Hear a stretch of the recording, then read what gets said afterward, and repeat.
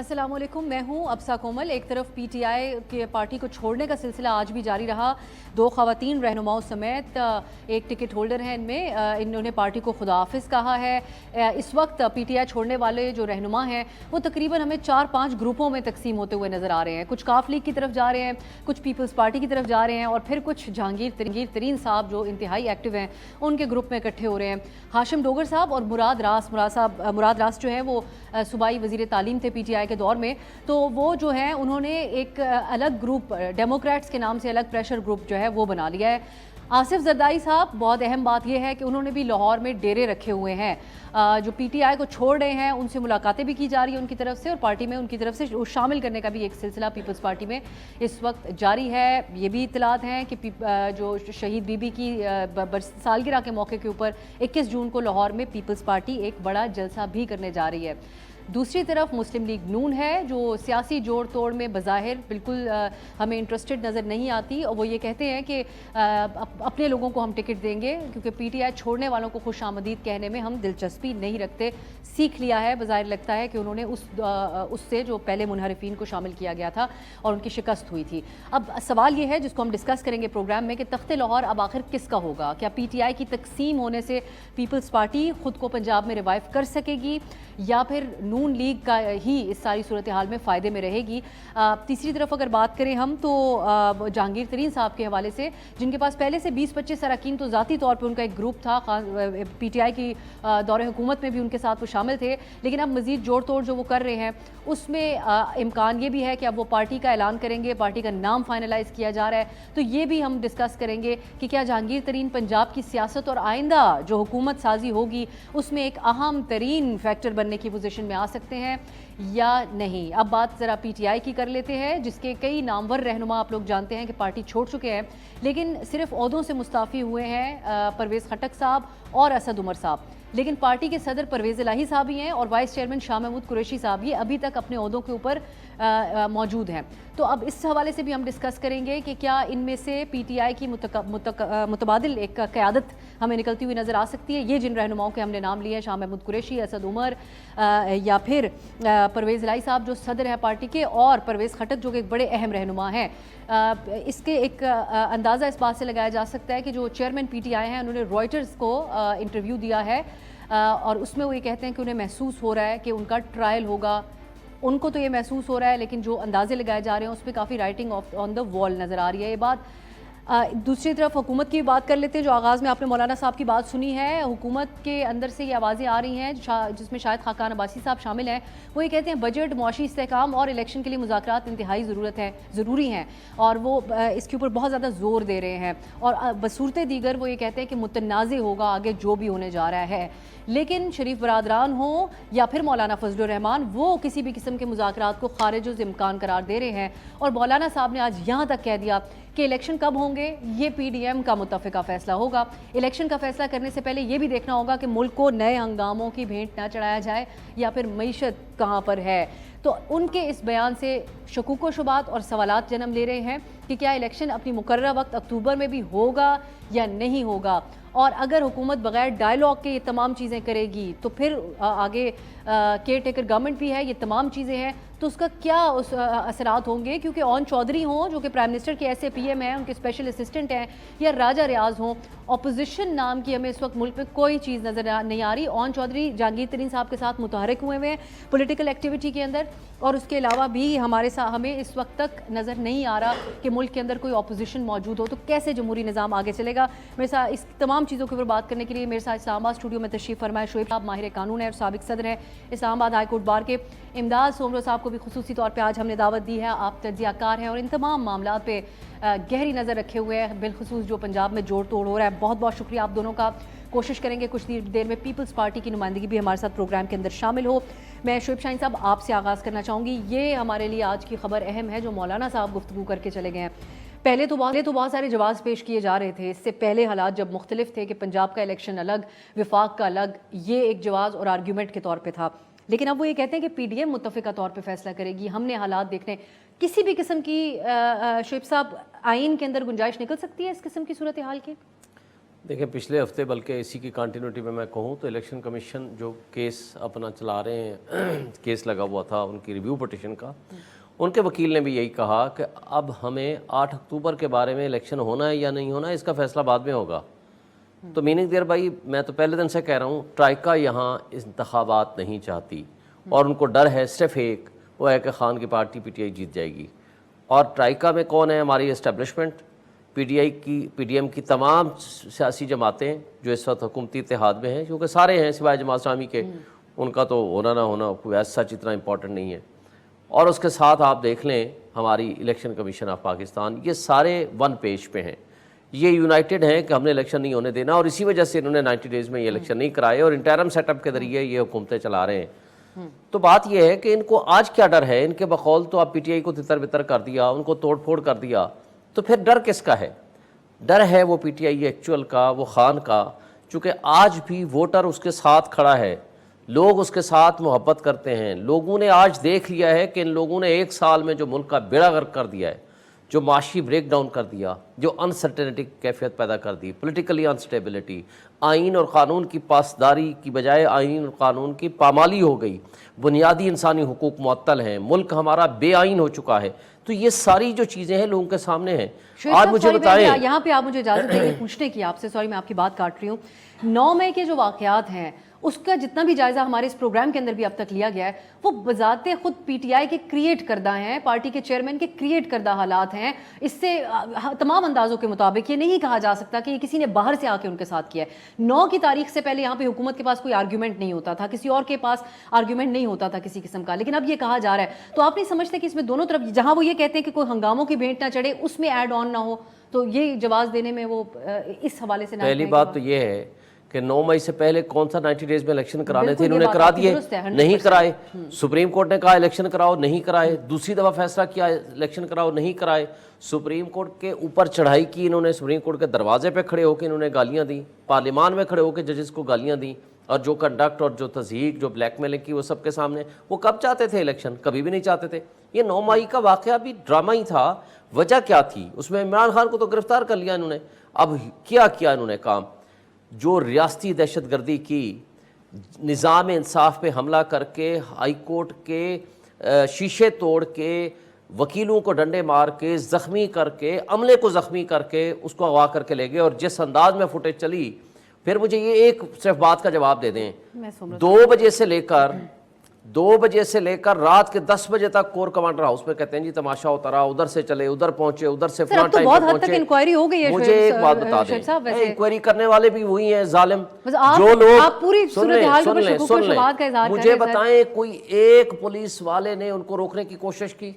Sir, लेकिन party के खुद लोग जो कह रहे हैं कि हमारे सामने प्लानिंग होती रही इसलिए हम पार्टी छोड़ते हैं, एक बहुत हद तक वो लोग भी हैं जिनके हमारे से हम कह रहे हैं शायद प्रेशर्स हों, लेकिन बहुत सारे हैं जो हमें ऑफ द रिकॉर्ड भी बताते हैं कि जेन्युइनली मामला खराब हो गए हमसे। जब आप कस्टडी में किसी की स्टेटमेंट करेंगे, सर कस्टडी के बाहर होने की भी बात कर रहे हैं। बाहर तो आप ज़ाहिर है जिसको मुझे सिर्फ एक बात का जवाब दे दें, हमारा कैसा कानून और इंसाफ का निज़ाम है। एक शख्स को अदालत जमानत देती है, आप बरी नहीं होंगे, दूसरे दिन जमानत देती है उसी केस में, दूसरे केस में बरी नहीं होंगे, तीसरा, चौथा, पांचवा, शीरी मजारी की मिसाल सामने रख लें, 5वीं दफा भी कोर्ट गिरफ्तार करने से रोकती है, फिर भी गिरफ्तार कर लेते हैं। जब तक प्रेस कॉन्फ्रेंस नहीं होती, जो ही कोई शख्स प्रेस कॉन्फ्रेंस करता है वो फरिश्ता बन जाता है। जब तक प्रेस कॉन्फ्रेंस नहीं होती है और अदालत ये कहती है, हाई कोर्ट के 2 जज साहबान ने कहा है भाई हम तो आपको रिहा कर देंगे, लेकिन रिहाई आपको तब मिलेगी जब आप प्रेस कॉन्फ्रेंस करेंगे। ये सारा कुछ नजर आ रहा है। और एक बात सिर्फ मौलाना फजल रहमान की बात पे, क्या ये पाकिस्तान के ठेकेदार हैं कि अवाम को उनके हुकूक देने की बजाय अवाम का ये हक है कि वो अपना उनका हुक्मरान किसको चुने? अवाम का हक है ना, मेरा आपका, हमारी अवाम का हक है।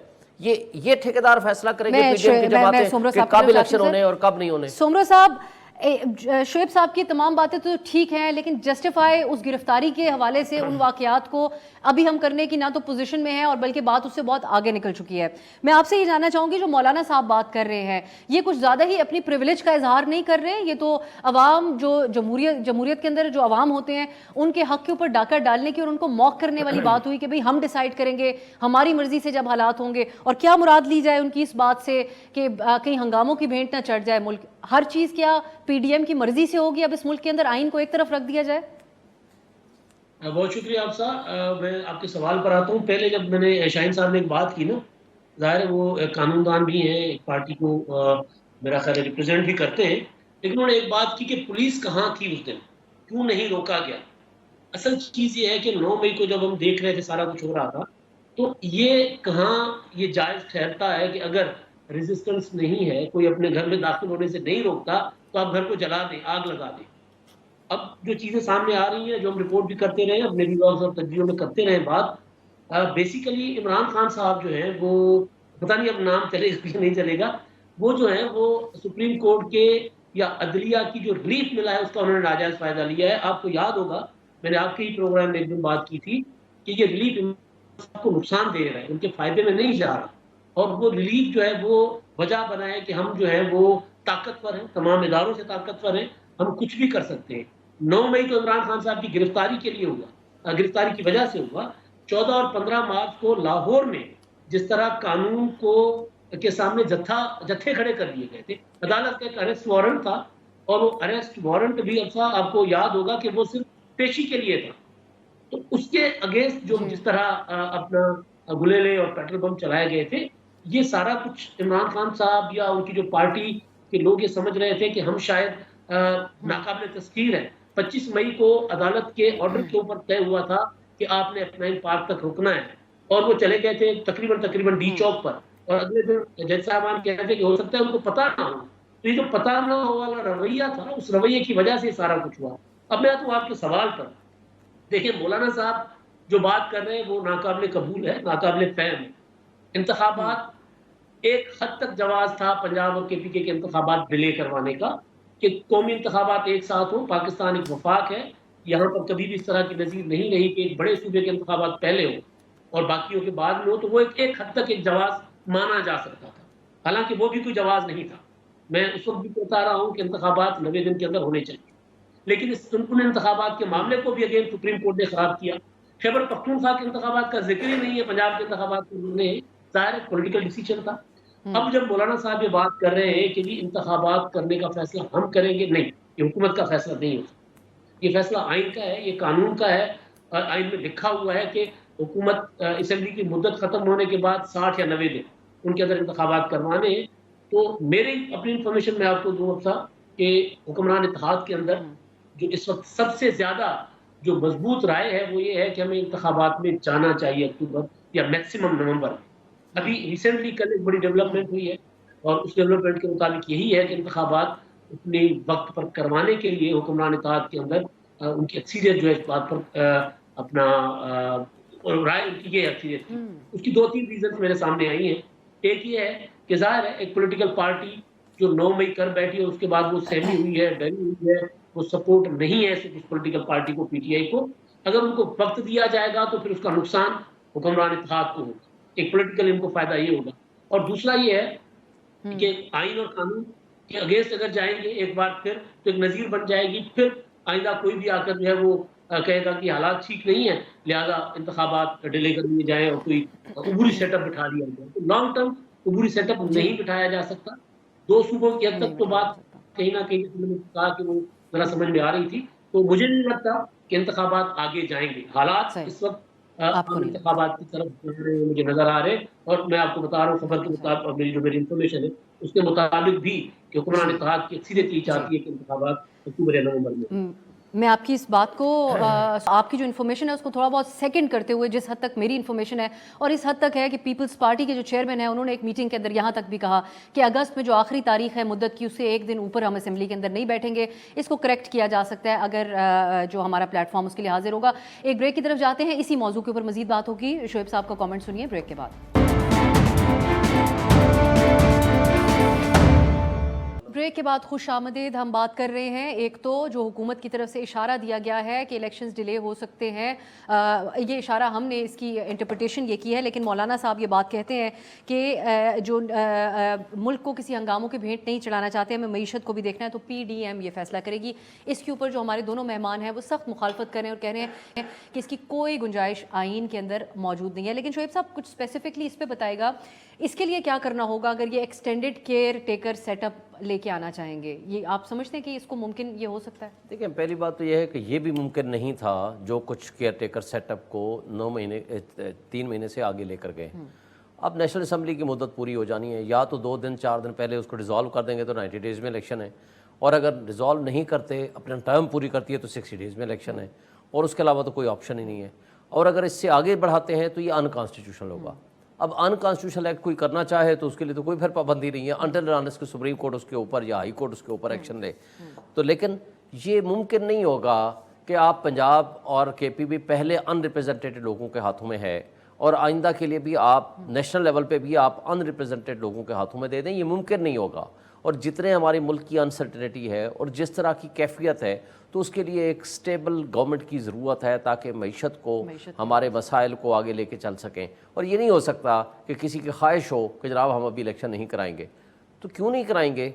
तो कौन अदालत होगी जो इनको कहेगी कि अब तुम चलाओ, और इंटरम सेटअप बैठा होगा? अभी तो ये फंड्स नहीं दे रहे, ख़जाना नहीं दे रहे, नफरी नहीं दे रहे, उसकी तो वजह है कि चलो जी असम्बली मौजूद है। जिस वक्त असम्बली भी नहीं होगी, किसकी ज़रूरत होगी गवर्नर स्टेट बैंक हो या उस वक्त का इंटरम सेटअप की जो भी मैनेजमेंट बैठी होगी, जो इंटरम कैबिनेट बैठी होगी, वो कहेंगे जी हम पैसे भी नहीं देते, हम इलेक्शन भी नहीं कराते। इलेक्शन कमीशन होगा, वो कहेगा हम इलेक्शन ही नहीं कराते। ये मुमकिन नहीं है। मेरा ख्याल है इलेक्शन अपने वक्त पे होगा, और अगर ये साजिश करने की कोई कोशिश भी करेगा तो वो नाकाम होगी। मेरा नहीं ख्याल कि कोई इसको आगे लेके जा सकते हैं, क्योंकि मुल्क के हालात इस बात की इजाज़त नहीं देते कि आप कैसे कहोगे कि जी हम आइन और कानून के मुताबिक इलेक्शन ही नहीं कराते। ये तो हो नहीं सकता ना कि 13 अगस्त के बाद ये कहें कि हम बैठे हुए हैं। वो तो इनका ऑटोमेटिकली लैप्स कर जाएगा, इनका टेन्योर तो खत्म हो जाएगा। इस सूरत में एक एक्सटेंडेड केयर टेकर की बात हम सुन रहे हैं, लेकिन किसी कोई ऑफिशियल सोर्सेज से ना नहीं सुन रहे। हमारे देखिए, ये इस वक्त तो सारे के सारे यूँ समझो प्रिजम्पशन है, इस वक्त सपोजिशंस है, इस वक्त मफरूज़े हैं, इस वक्त अफवाहें हैं। लेकिन मुमकिन नहीं है आइन और कानून की रोशनी में 90 डेज से इलेक्शन को आगे लेके जा सकें, और वो मुमकिन नहीं होगा। अभी तो चलो इन्होंने बहाना करके पंजाब का और केपीके का इल्तवा कर दिया, लेकिन जब नेशनल असम्बली का टेन्योर ख़त्म होगा, क्योंकि वो तो अब ख़त्म होना ही होना है, उसकी एक्सटेंशन का तो कोई तस्वर नहीं है, क्योंकि उसके लिए इमरजेंसी लगानी पड़ती है, और इमरजेंसी लगाने के ना हालात हैं ना, और इमरजेंसी भी प्रेसिडेंट ऑफ पाकिस्तान ने लगानी होती है। उसके बहुत शदीद जो कंडीशंस हैं कि वार की हालत में हो या कोई इंटरनल ऐसी डिस्टर्बेंस हो कि मुल्क चलाने के काबिल ना हो, तो वो तो ऐसी कोई सिचुएशन है नहीं। तो मेरा नहीं ख्याल कि अब उस तरफ जा सकें। इन्होंने तो 12 या 13 को ख़त्म हो जाना है। अब बाकी बचेगा ये कि आगे जो अगला सेटअप आएगा वो 90 डेज से आगे जा नहीं सकता, क्योंकि अब कोर्ट्स जो है वो इसमें इंटरफेयर भी करेंगी, और अगर कोई जाने की कोशिश भी करेगा that will be treated as unconstitutional. और इसमें इलेक्शन कमीशन ऑफ पाकिस्तान पहले भी अंडर कंस्ट्रेंट है, और कोर्ट्स ने उसके बारे में बड़ी ऑब्जर्वेशन और एडवर्स रिमार्क्स दिए हैं कि ये इलेक्शन कराने में सीरियस नहीं है। तो मेरा नहीं ख्याल कि ये इसको मजीद मुलतवी करने में कामयाब होंगे। ऐसा कुछ भी होगा आइन के साथ, तो ये ऐसा एडवेंचर जो है वो करने के मुतामिल हो ही नहीं सकते, ना ही लीगली ना ही टेक्निकली। सोमरो साहब, अब आपसे मैं ये जानना चाहूँगी जो हम खास दिलचस्पी रखते हैं और हमारे नाजरीन भी जानना चाहेंगे, पंजाब में आगे आप क्या होता हुआ देख रहे हैं? एक तरफ पीपल्स पार्टी एक हद से ज़्यादा एक्टिव है, जरदारी साहब हर रोज़ मुलाकातें कर रहे हैं, लोग उनके साथ शामिल हो रहे हैं, तो आप क्या आप समझते हैं कि पीपल्स पार्टी की रिवाइवल पंजाब के अंदर हो सकता है सारी सूरत हाल के अंदर? या और नून लीग जो कि अपने ओरिजिनल कैंडिडेट्स के ऊपर ही इन्हिसार कर रही है, कुछ सीखे हैं वो मुनहरिफिन को पीटीआई के टिकट देकर और नाकामी के बाद, तो वो आप कैसे देखते हैं कि मुकाबला पड़ सकता है पीपल्स पार्टी और नून लीग के दरमियान, या फिर जहांगीर तरीन साहब जो है वो मेलो डाउन कर देंगे इन सब के इफेक्ट को पंजाब के अंदर, क्योंकि वो भी एक इंपॉर्टेंट इस वक्त फैक्टर बन चुके हैं? देखिए उसका जो सूरत हाल बनती नजर आ रही है, जाहिर है पीटीआई एक अरेंजमेंट था, अरेंजमेंट के तहत उस पार्टी को बनाया गया था। मोहतरमा बेनज़ीर भुट्टो की शहादत से वो सिलसिला शुरू होता है। एक बड़ी पॉलिटिकल पार्टी पाकिस्तान में ना हो, छोटी छोटी पार्टियां हों, सूबों की हद तक हो, इलाकों की हद तक हो, शहरों की हद तक हो, स्प्लिट मैंडेट हो, ये एक अरेंजमेंट था ताकि जो ट्रू डेमोक्रेसी है वो ना हो, पार्लियामेंट सुप्रीम ना हो, पार्लियामेंट की सुप्रीमेसी ना हो, ये एक अरेंजमेंट था। जाहिर है हमारे यहाँ जिस तरह हमारे यहाँ जमहूरियत होती है, अब जो सूरत हाल मुझे बनती नजर आ रही है कि जिस तरह तहरीक इंसाफ को बनाया गया था, जाहिर है उस तरह टूट रही है। अब तहरीक इंसाफ के जो लोग हैं वो अभी तक कंफ्यूज हैं कि वो जाए किधर, क्योंकि अभी तक किंग्स पार्टी का इशारा किसी को नहीं मिला। असल बात जो अंदर से पता चलती है पीटीआई के को छोड़ने वाले लोग या छोड़ने के लिए तैयार बैठे जो लोग हैं उनसे, कि किंग्स पार्टी कौन सी होगी। तरीन साहब अपने दिन कोशिश कर रहे हैं कि पॉलिटिकल पार्टी बनाए, आसिफ जरदारी साहब बैठ के, आसिफ जरदारी साहब पुराने खिलाड़ी हैं, जहांगीर तरीन भी मंजूर के खिलाड़ी हैं, इमरान खान साहब को वज़ीर आज़म बनाने वाले अगर कमर जावेद बाजवा साहब थे, तो उनके बराबर वो भी थे, तरीन साहब भी थे, तो वो कोई छोटे खिलाड़ी वो भी नहीं है। लेकिन आसिफ जरदारी के पास एक 50 साल 60 साल पुरानी पॉलिटिकल पार्टी है, और उस पार्टी का फ्यूचर भी नज़र आ रहा है कि उस पार्टी का फ्यूचर हो सकता है बनिस्बत तरीन साहब की तरफ अगर लोग देखते हैं, वो ये समझ उनको अभी जी। पता नहीं है कि वो अरेंजमेंट जो होगा जहांगीर तरीन साहब वाला वो सस्टेन करेगा, एक लॉन्ग टर्म पॉलिटिकल पार्टी होगी, या वो इसी तरह होगा जिस तरह पीटीआई बनाई गई थी। क्योंकि लोग अपना फ्यूचर देखते हैं, और एक हुकूमत में रहने वाले तो इधर-उधर होते हैं, लेकिन जो अगर देर तक पॉलिटिक्स करते हैं तो वो ये सोच रहे हैं कि हमने किस तरफ जाना है। अभी कन्फ्यूजन है, लोगों में कन्फ्यूजन है, और अभी चीज़ें क्लियर नहीं है सही है। कि इशारे होने नहीं क्या मिले। जा रहा है। लेकिन इसमें जो चीज़ एक जो क्लियर है, मुझे नज़र आ रही है, वो ये है कि अल्टीमेटली पंजाब में जो मुकाबला होना है आगे जाकर, जिसका इशारा राणा सनाउल्लाह साहब दे चुके हैं, वो अगर अगर पीटीआई इसी तरह से तितर-बितर होती है, अगर वो सर्वाइव कर जाती है, तो ज़ाहिर है डिफरेंस बता लूँगी। हुँ। अगर पीटीआई के तितर-बितर होने की सूरत में फिर मुस्लिम लीग नून और पीपल्स पार्टी का ही मुकाबला होगा, वही कोalition गवर्नमेंट बना सकती है, वही एक-दूसरे की अपोज़िशन हो सकती है। जी, अभी सूरत-हाल ज़रा अपना कन्फ्यूजन में है। सही। मैं ये बात और इस पे बिल्कुल राणा सनाउल्लाह साहब का एक बयान भी मौजूद है। मैं वेलकम करना चाहूँगी सेनेटर निसार खोड़ो साहब को, पीपल्स पार्टी के सीनियर रहनुमा और सदर हैं पीपल्स पार्टी सिंध के। खोड़ो साहब, बहुत शुक्रिया आपके वक्त के लिए।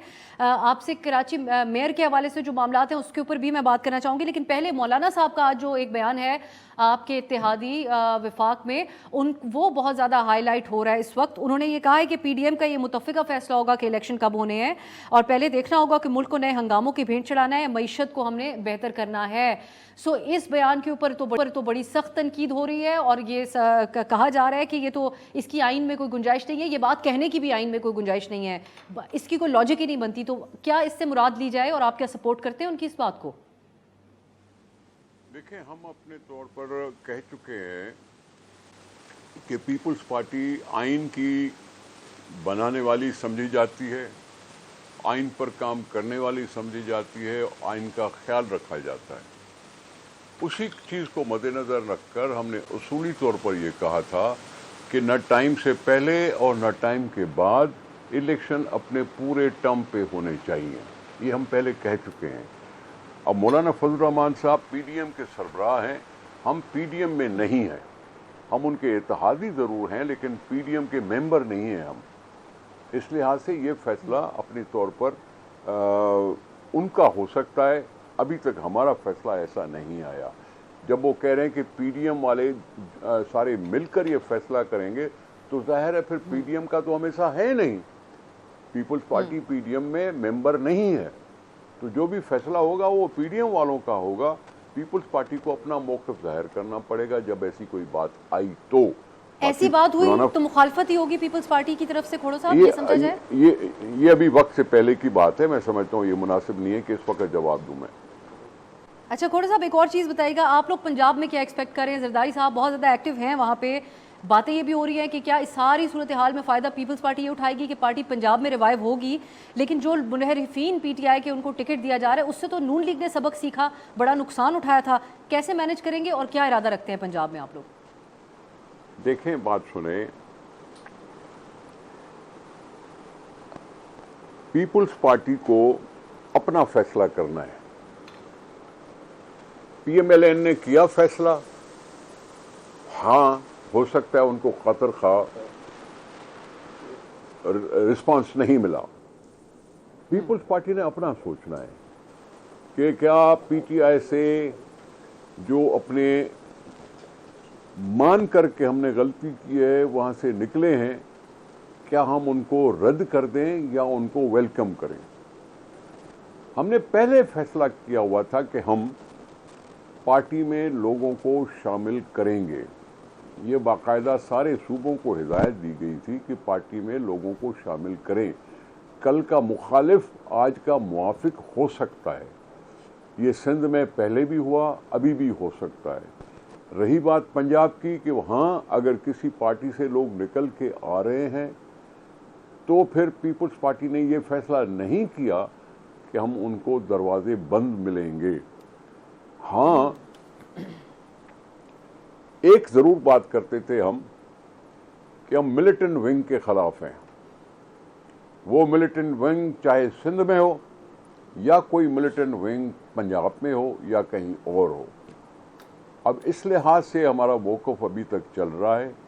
अगर कुछ लोग पार्टी में शामिल हुए हैं, अगर कुछ लोग पार्टी में शामिल हुए हैं तो फिर आपके सामने हमने तो उनको वेलकम किया है जो शामिल हुए हैं। तो फिर ये तो सवाल नहीं बनता। थोड़ा सा मुझे जी एक ब्रेक है, मैं आपसे एक मजीद इसके ऊपर सवाल करना चाहूँगी ब्रेक के बाद कि आपके पार्टी चेयरमैन से एक मौके के ऊपर सवाल हुआ बड़ा कैजुअली इस PTI के हवाले से, तो उन्होंने कहा कि मैं दहशतगर्द जमातों के बारे में बात नहीं करता, लेकिन हम देख रहे हैं कि प्रेस कॉन्फ्रेंसेस के बाद जो लोग रिहा हो रहे हैं तो क्या वो फिर मिलिटेंट की तशरीह के अंदर आएंगे या नहीं आते, या अगर पीपल्स पार्टी में शामिल हो जाए तब भी क्या उनकी तशरीह तब्दील हो जाएगी? इस पर बात आपसे जानूंगी। एक ब्रेक के बाद हम शोएब साहब से बात, एक 190 मिलियन पाउंड का जो स्कैंडल था उसमें पूरी की पूरी PTI की जो उस वक्त की कैबिनेट है उनके खिलाफ इंक्वायरी शुरू हो चुकी है और बिलखसूस हम बात करेंगे PTI की कमान आखिर कौन संभालेगा। बात होगी एक ब्रेक के बाद। ब्रेक के बाद खुश आमदीद शोएब साहब। एक और ये जो आज की खबर है 190 मिलियन पाउंड्स का जो मामला है, पूरी की पूरी उस वक्त की जो कैबिनेट थी एक एक के खिलाफ इंक्वायरी हो रही है, उनके एसेट्स वगैरह की छानबीन नैब की तरफ से शुरू कर दी गई है। ये आपके ख्याल में क्या ये एक तरफ ये एक जवाब दिया जाता है कि बहुत अहम भी है कि कैबिनेट से एक कॉन्फिडेंशियल लेटर की हमें बहुत कम तारीख ऐसी मिलती है कि उसको अप्रूव कर दिया जाए, और इमरान उस PTI के जो चेयरमैन है उनका ये बयान भी है इस हवाले से, वो ये कहते हैं कि मुझे तो मालूम नहीं था कि उसके कॉन्टेंट्स क्या हैं, ये तो शहजाद अकबर ने मुझे बताया, मैंने उसको अप्रूव करा दिया, कैबिनेट ने अप्रूव कर दिया। ये दुरुस्त इक़दाम है कि इसकी इंक्वायरी होनी चाहिए, या फिर आप समझते हैं कि ये विक्टिमाइजेशन के उसमें आता है? इस वक्त तो सिवाय विक्टिमाइजेशन के और कुछ भी नहीं है, क्योंकि 150 जो मुकदमात बनाए हैं तो क्या वो काफ़ी नहीं थे? अगर उसमें जान थी तो उसमें तो 4000 साल की सज़ा हो सकती है। 150 मुकदमात हैं। एक सवाल तो ये एक मौजूद रहेगा ना कि इन तमाम कैबिनेट मेंबर्स के पास क्या इख्तियार था कि वो जो पैसा पाकिस्तान की हुकूमत को मिलना था वो एडजस्ट करा दिया जाए सुप्रीम कोर्ट के जो मलिक रियाज साहब को जो उस वक्त फाइन हुआ था। इंक्वायरी कर रहे हैं, अच्छी बात है, इंक्वायरी में सब कुछ साबित हो जाएगा और ये केस कोर्ट में जब आएगा चीज़ें सारी सामने आ जाएंगी।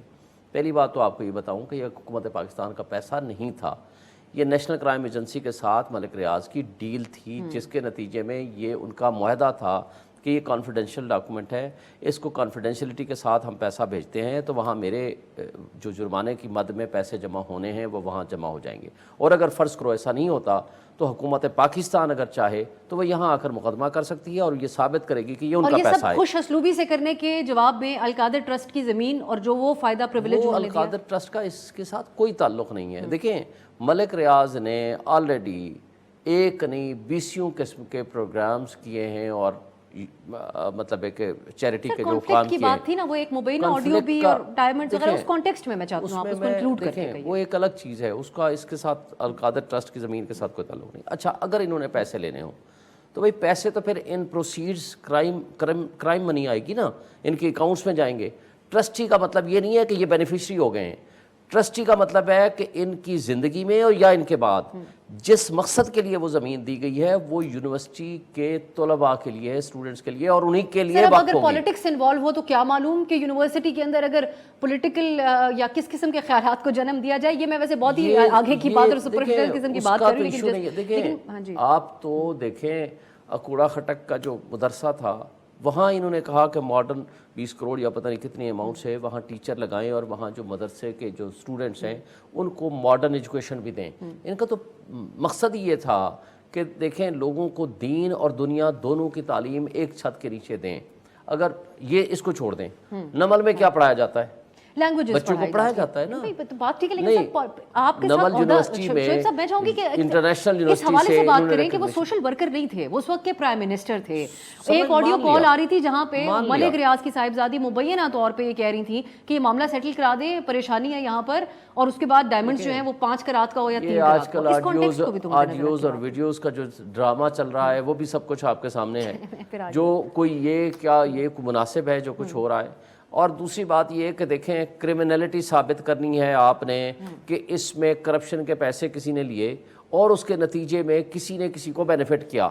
ये है ना दो बातें, ना तो करप्शन मनी यहाँ साबित है नैब लॉ के मुताबिक, ना यहाँ कैबिनेट के डिसीजन को अदरवाइज एग्जेम्पशन है, यानी जो कोई कैबिनेट डिसीजन होगा उसको एग्जेम्पशन हासिल है।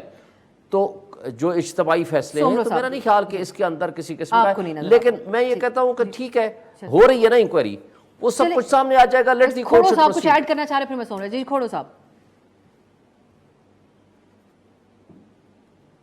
जी। सर खोड़ो साहब, ये अभी इस दोस्त ने कहा कि इमरान खान ने कहा कि मुझे तो पता नहीं था कि उसमें क्या है, इसलिए मैंने उसको कैबिनेट से पास करवा दिया। ये मैंने कहा था सर, अभी कहा आपने, अभी कहा जी जी बिल्कुल दुरुस्त आपने जी, अभी कहा आपने कि उनको पता नहीं था कि अंदर कंटेंट क्या है और मैंने पास करा दिया कैबिनेट से बोल के। इससे ज्यादा लापरवाही क्या होती है? दूसरी बात, क्या मलक रियाज के भेजे हुए पैसे मनी लॉन्ड्रिंग के जुमरे में आते हैं कि नहीं? वजाहत होनी चाहिए इस चीज की। अगर मनी लॉन्ड्रिंग की बात नहीं है तो फिर बरतानिया की एजेंसी ने वो जब्त क्यों किए, और अगर जब्त किए तो फिर अपने पास रखती पाकिस्तान को क्यों भेजे? पाकिस्तान के हुक्मरान भी अक्सर कहते रहते हैं ना मुख्तलिफ लोगों से, अवाम के पैसे लूट के तुम ले गए हो, वापस लाओ पाकिस्तान को दो, वापस लाओ पाकिस्तान को दो। जब उनके लिए ये कहते थे तो ये पैसे जो जब्त शुदा हालत में आपको मिले थे वो उसको मालिक को वापस क्यों दिए? उसको क्यों कहा कि तुम्हारे सहूलतकार बन रहे हैं, तुम जाके सुप्रीम कोर्ट में जमा कर लो? ये शहजाद अकबर है कौन जो इस तरह से बातें करा रहा था प्राइम मिनिस्टर से? क्या इलेक्टेड था? एडवाइजर था? है किधर?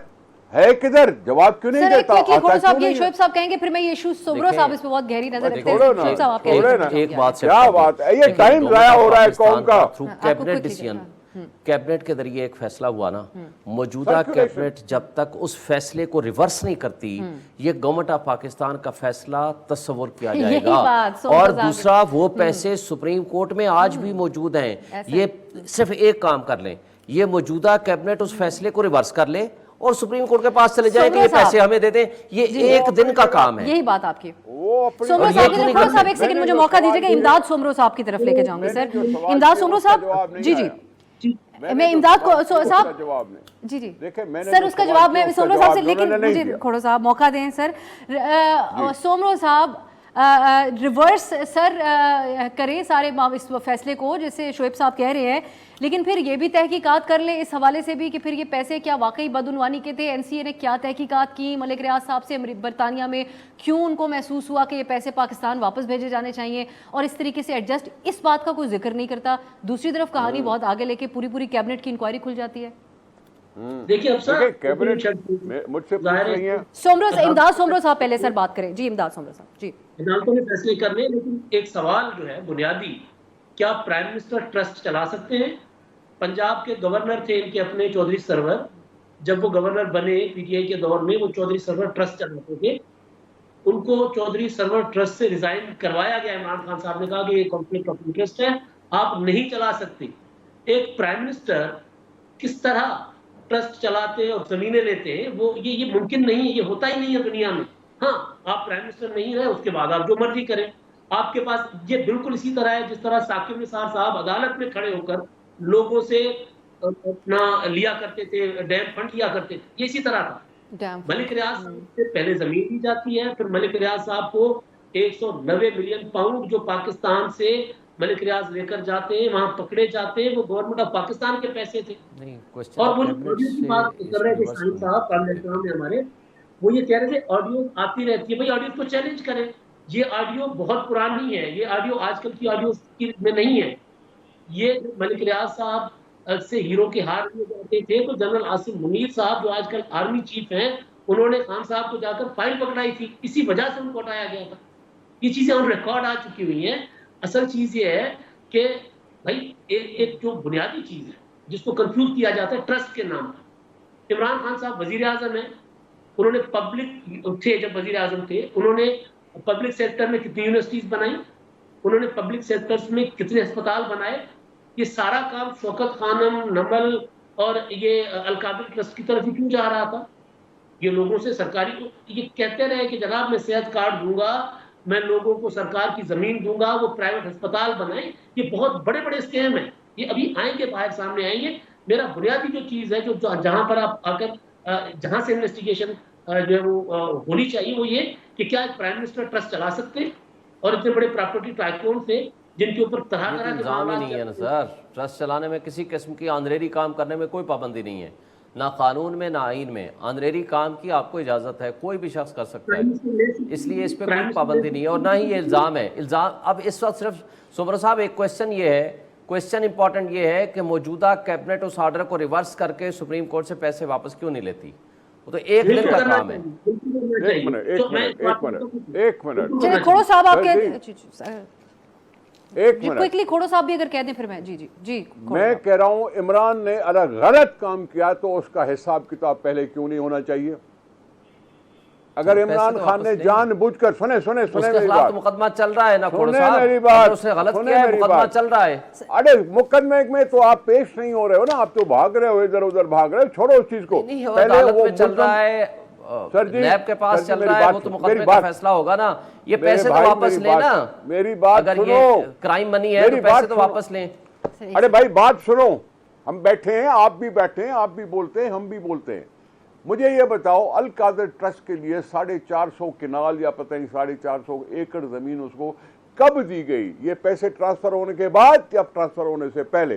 और अगर ट्रांसफर होने, एक मिनट मेरा सवाल है ना, अगर ट्रस्ट की जमीन इन्होंने तोहफे में मलक रियाज ने दी या पेमेंट के ऊपर दी, और अगर पेमेंट के ऊपर दी है तो वो चेक कहां है जो उसको दिया गया? अगर चेक नहीं है तो क्या लाइबिलिटीज और एसेट में वो डिक्लेयर है या नहीं है? या पता नहीं कितने सवाल आते किसी की हैं, जात को थोड़ा पता दिया नहीं है, कितने उन्होंने सवाल। ट्रस्ट को दिया है भाई। चलिए ट्रस्ट सर किसी मैं के फिर इसमें आगे बढ़ूंगी, इस एक ब्रेक की तरफ जाना है, उसके बाद मैं चाहूंगी कि हम आगे बढ़ें और बिल्कुल चाहूंगी कि अब क्योंकि खोड़ो साहब भी मौजूद हैं तो इस पे ही बात हो कि अगर आगे तमाम मामलात ऐसे जाते हैं, कितने ही ग्रुप क्यों नहीं बन जाते पंजाब के अंदर या कहीं पे भी, लेकिन फिर कैसी अगर ऑपोजिशन नाम की कोई चीज़ नहीं होगी तो इलेक्शन कैसा इलेक्शन होगा, मामलात जमहूरियत कैसी जमहूरियत होगी? ब्रेक के बाद बात होगी।